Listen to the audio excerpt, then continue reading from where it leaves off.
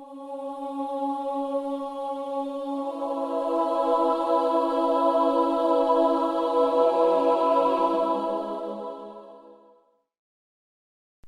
everyone, and welcome back to Aetherfall, an RPG video game I dream of making. For today, we're going to talk about the mechanics of a reputation system, the system that determines whether a player is good, evil, or somewhere in between. Reputation is a great way to make a distinction between good and evil characters, giving for greater roleplay opportunities as NPCs' actions and words change depending on your own actions.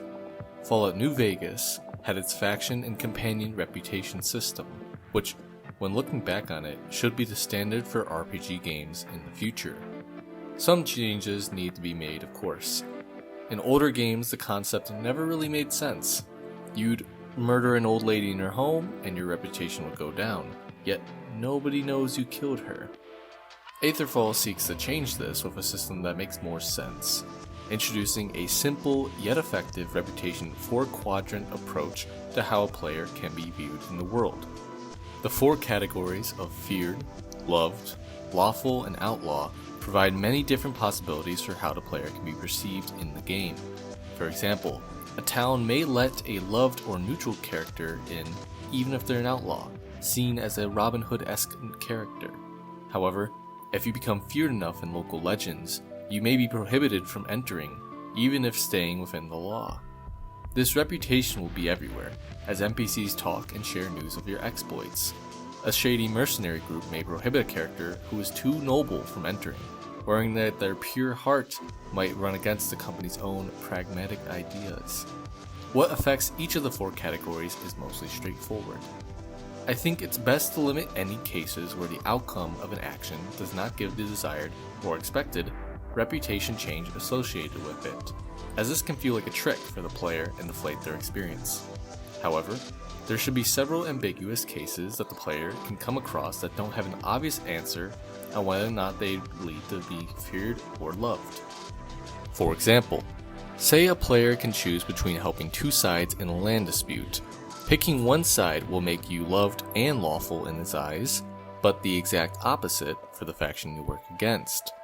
Although the outcome of your choice makes sense, there's no true right answer, except for each side's argument. On an individual level, some NPCs will have their own moral code, with player actions having a unique effect on them, such as we've seen in the likes-dislike system of Fallout 4. So, what specifically determines each of these factors? As mentioned before, the choices should be straightforward in what their consequences are. Lawful actions might be taking down a criminal, helping local guards, or eliminating a pesky bandit camp.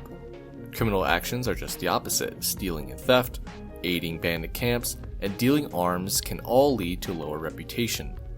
Most towns will have a list of their laws available to be read in courthouses or jails, giving a player the exact idea of the legal rights and wrongs. Some towns may be very strict in their laws, banning seemingly harmless things such as the usage of magic and ways of thinking within their city limits. Another town might be the opposite, allowing everything besides, say, violent crimes and leaving the rest as fair game.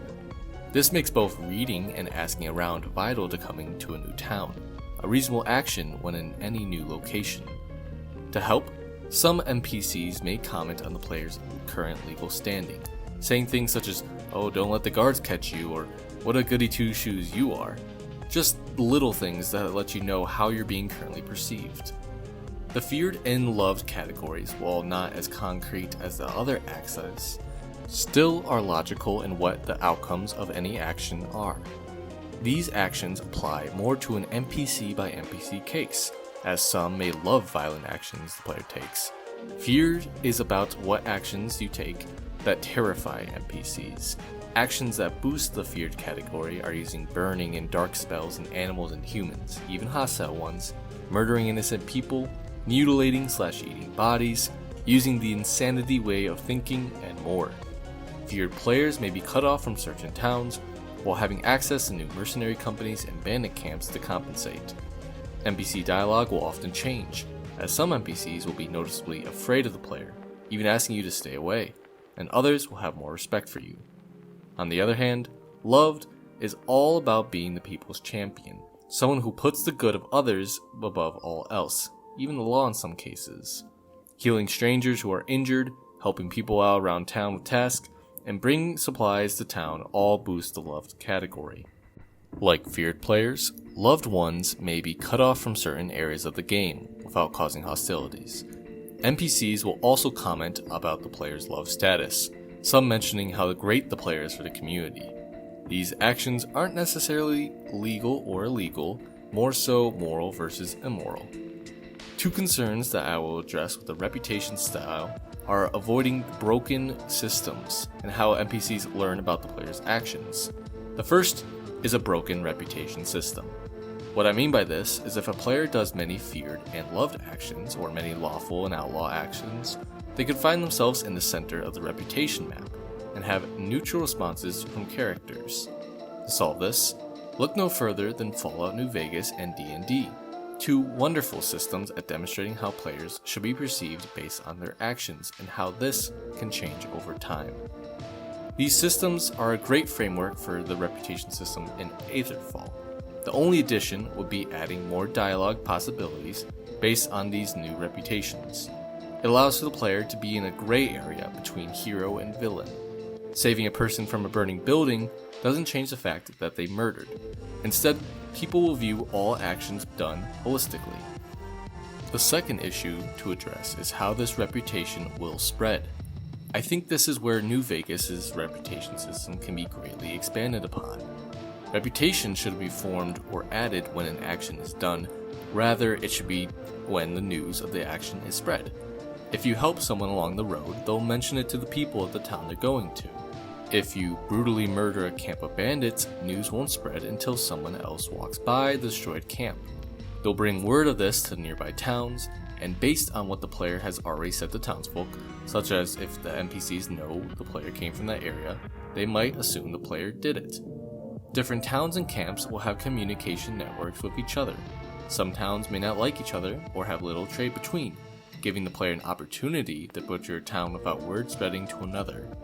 Hiding bodies can also change what news is relayed, as murdering an NPC, but hiding the body, may lead to others putting up missing person signs and asking for information on their whereabouts. Say you just killed a person in town and are unable to hide the body and it becomes discovered, but you are not known as the culprit. People will ask around, putting up signs and asking for more information, and an investigation may begin, and you may be seen as a suspect. You'll be asked what you know and where you were, and this offers a high speech skill player a great opportunity to lie about their involvement, even indicating others of the crime with proper evidence. And what designates proper evidence depends on this speech skill and your own work. Meanwhile, say a low speech character might come off as suspicious and become the prime suspect. This component will offer speech characters a new way to work around crimes rather than the old kill, pay a fine, or jail time. For my closing thoughts, reputation should be one of the most fleshed out systems in the entire game, and I can't possibly break it all down in a 10-minute video. It is the basis for guiding how a player will want to play, dating back all the way to the original RPG game Dungeons & Dragons. Moral philosophy has been at the core of what makes the game fun and have replayability. Games need to make you feel like an evil character when you want to just as much as a good player when you want to choose that route. Companions should speak on your decisions even if not affecting them. While they shouldn't always lecture, their opinions should be heard even when not asked. Making the player's character and the companions around them feel as though they are more than just pixels on a screen is the reason for RPGs, and a reputation system does exactly that. That will do it for today's episode. Thank you so much everyone for watching. This has been Brian, and I hope to see you all for the next video. Bye for now.